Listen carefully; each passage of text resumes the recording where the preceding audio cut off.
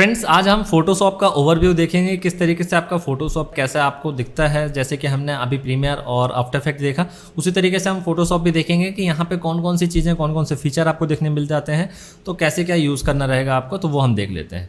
तो सबसे पहले हम फोटोशॉप को ओपन कर लेंगे।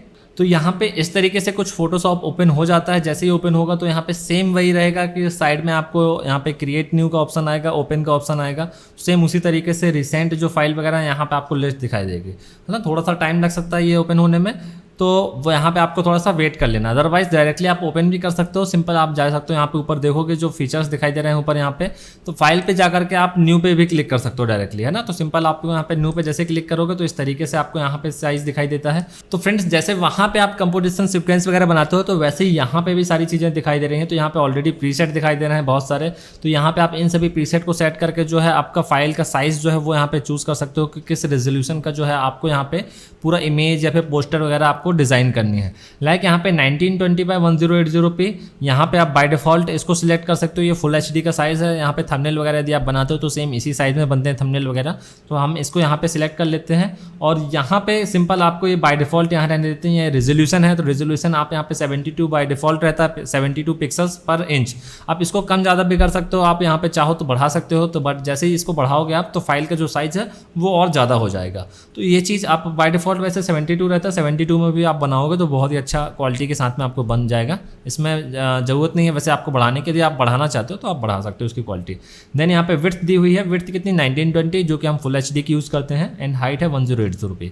अब यहाँ पे आपको ओरिएंटेशन दिया हुआ है, आपको यहाँ पे वर्टिकल हॉरिजॉन्टल जो भी चाहिए है। यदि आपको पूरा वर्टिकल चाहिए वर्टिकल चूज़ कर सकते हो, हॉरिजॉन्टल चाहिए तो हॉरिजॉन्टल चूज़ कर सकते हो। सिंपल आपको यहाँ पे क्लिक करना रहेगा, बस हो गया, ठीक है।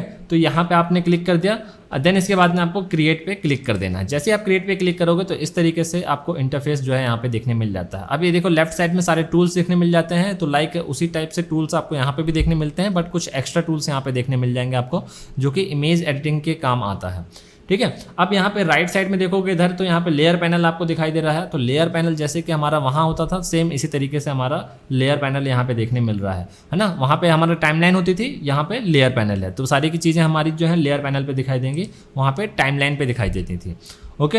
अब यहाँ पे कुछ इस टाइप का इंटरफेस आपको देखने मिल जाता है। यहाँ पे ये कलर बॉक्स वगैरह सारी चीज़ें यहाँ पे दी गई हैं। यहाँ पे सारे टूल्स दिए गए हैं। लाइक यहाँ पे कुछ भी आपको डिज़ाइन करना है तो आपको यहाँ पे सारी चीज़ें जो दी गई हैं, यहाँ से आप जो है पूरा का पूरा डिज़ाइन कर सकते हैं। लाइक जैसे कि यहाँ पे टेक्स्ट टूल यहाँ पे आपको देखने मिल जाता है, ये पेन टूल हो गया, एंड यहाँ पे ये रेक्टेंगल टूल हो गया। तो रेक्टेंगल के अंदर जैसे आप क्लिक करोगे तो यहाँ पे सारे टूल आ जाएंगे, rectangle, ellipse, triangle, polygon, line and custom shapes वगैरह दिए गए हैं यहाँ पे, ठीक है। तो लाइक जैसे हमने रेक्टेंगल ले लिया, अब यहाँ पे हम जो है रेक्टेंगल से पूरा डिज़ाइन यहाँ पे क्रिएट कर दे रहे हैं। तो अब देखो इस तरीके से यहाँ पे डिज़ाइन आ गई, ये आउटलाइन आ गई है केवल। अब सिंपल हमको अब वापस से इसको फिल करना है, तो हम कैसे करेंगे। तो राइट साइड में आप देखोगे तो यहाँ पे अपीयरेंस में आपको यहाँ पे फिल और स्ट्रोक दोनों ऑप्शन देखने को मिल रहे हैं। तो यहाँ पे आप जैसे फिल पे जाओगे तो इसको आप यहाँ पे सॉलिड कलर चूज़ कर सकते हो। तो सिंपली सॉलिड कलर हमने चूज़ किया तो देखो पूरा फिल आ गया। अब यहाँ से आप कलर भी चेंज कर सकते हो, जो भी कलर आपको चाहिए, ठीक है। तो सपोज मान के चलो हमने ये कलर चूज़ कर लिया। देन इसके बाद में आपने स्ट्रोक को यदि बंद करना तो यहाँ से आप बंद कर सकते हो, यहाँ से ऑन करना तो यहाँ से आप ऑन भी कर सकते हो, ओके। तो ये इस तरीके से आपने सेव वगैरह डिज़ाइन कर दिया। सपोज इसके ऊपर आपको टेक्स्ट लिखना है तो सिंपल टेक्स्ट टूल पे आप जाओगे, टाइप टूल पे, देन इसके बाद में आपको जो है यहाँ पे टाइप कर देना है। जैसे आपने टाइप करा यहाँ पे, या फिर आप डायरेक्टली जो है पूरा एरिया सेलेक्ट कर सकते हैं कितने एरिया में आपको टेक्स्ट लिखना है, ठीक है। तो अब यहाँ पे सपोज हमने टाइप किया वेलकम,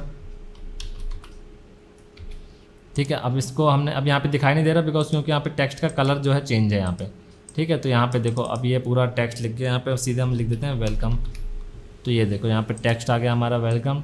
देन इसके बाद में हम इसको पूरा अलाइन कर सकते हैं। अब देखो जैसे मैं इसको मूव कर रहा हूँ तो ये जो लाइन आ रही है, तो ये अलाइनमेंट के लिए लाइन बता रहा है कि ये आपका टेक्स्ट जो है पूरा सेंटर में है ना, वर्टिकल एंड हॉरिजॉन्टल दोनों पूरा हमारा जो है सेंटर में टेक्स्ट। देन यहाँ से इसका जो कलर वगैरह वो आप चेंज कर सकते हो। देन यहाँ से इसका फॉन्ट वगैरह आप चाहो चेंज कर सकते हो, यहाँ से फॉन्ट फैमिली उसकी चेंज कर सकते हो, ओके। यहाँ से टेक्स्ट का साइज़ वगैरह कम ज़्यादा करना है, ये देखो टेक्स्ट का साइज़ कम करना है, ज़्यादा करना है, तो ये चीज़ें आप यहाँ से एडजस्ट कर सकते हो पूरी, ठीक है। तो ऑलमोस्ट सेम वैसा ही है जैसे आप वहाँ पे यूज़ करते थे, बस थोड़ी चीज़ें चेंज है, थोड़ा सा इंटरफेस चेंज हो जाता है यहाँ पे पूरा, बट और ज़्यादा कुछ नहीं है। बाकी ऑलमोस्ट यूज़ करने का जो एक्सपीरियंस रहेगा आपका ऑलमोस्ट वैसे ही रहेगा। तो वैसे हम यहाँ पे बेसिक कोर्स में जो है यहाँ पे बहुत ज़्यादा डिटेल से हम नहीं पढ़ेंगे, है ना, इसके बारे में नहीं सीखेंगे। हम डिटेल से जो सीखेंगे तो इंटरमीडिएट कोर्स में आपको सीखने मिल जाएगा।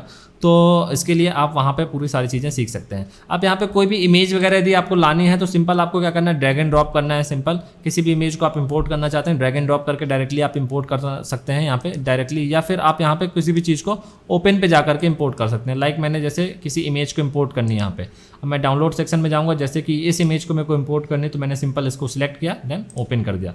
तो ये देखिए यहाँ पे हमारी इमेज आ चुकी है, बट ये अलग जो है कैनवास यहाँ पे क्रिएट हो गया, अलग साइज क्रिएट हो गया, देन यहाँ पे आई हुई है। अब हमको चाहिए कि हमको यहीं पे लेकर के आना है इस इमेज को, तो हम सिंपल क्या करेंगे, इस इमेज को ऐसे ड्रैग करके ले जाएंगे यहाँ पे, देन यहाँ पे क्लिक करेंगे और यहाँ पे ले आएंगे। तो ये देखिए ये इमेज हमारी यहाँ पे आ चुकी है। तो इस तरीके से आपने जो है ऐसे ला सकते हैं, ठीक है। अब देखिए हमको ये यहाँ पे सिलेक्ट करना है, जैसे इस लेयर को सिलेक्ट करा हमने, देन इसके बाद में हमको ये लेयर भी सिलेक्ट करनी है। तो सिंपल हम शिफ्ट के साथ में इसको सिलेक्ट कर सकते हैं, या फिर शिफ्ट के साथ में यहाँ पे भी क्लिक कर सकते हैं। अब इसको जो है हम चेंज कर देते हैं यहाँ पे, ठीक है। तो इस तरीके से आप जो है कहीं पे भी मूव कर सकते हो ऐसे। तो अब ऐसे जितनी भी इमेजेस आप इंपोर्ट करना चाहते हो तो आप उनको इंपोर्ट कर सकते हो और यहाँ से जो है चेंज कर सकते हो। लाइक यहाँ पे आपका रिमूव बैकग्राउंड वगैरह का भी फीचर आपको यहाँ पे देखने मिल जाता है। तो जैसे कि मैं यहाँ पे जाता हूँ फाइल और ओपन में, तो हम यहाँ पे कोई और ओपन कर लेते हैं, लाइक जैसे ये वाली इमेज ओपन कर लेता हूँ मैं।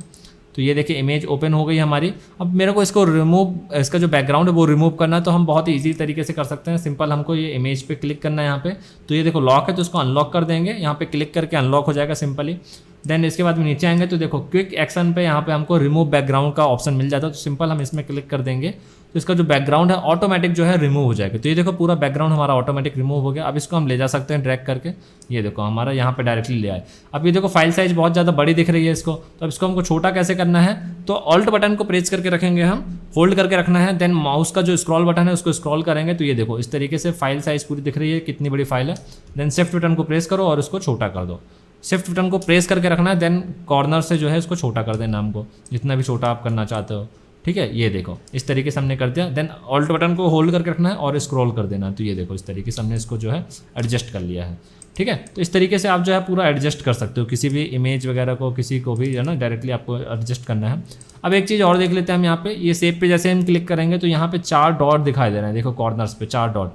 अब ये 4 डॉट कैसे हैं, लाइक ये चीज़ें आपको देखो यहाँ पे भी दिखाई दे रही हैं।